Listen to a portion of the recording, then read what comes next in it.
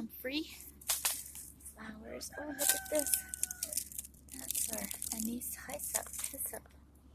Oh, it smells delicious coming up.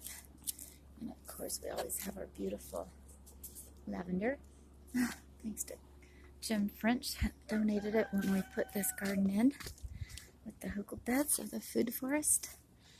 And our little guys, there's been so much wind, we had to recover our wood chips over there.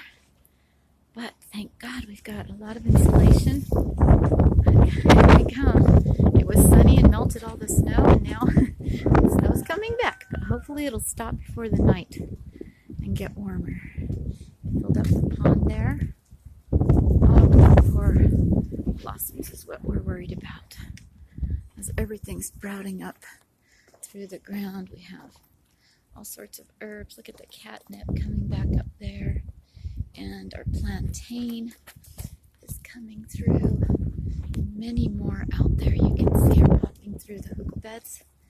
Oh, so many wonderful plants.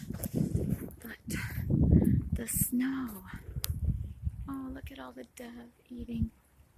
Hello, beautiful. There must be about 6 or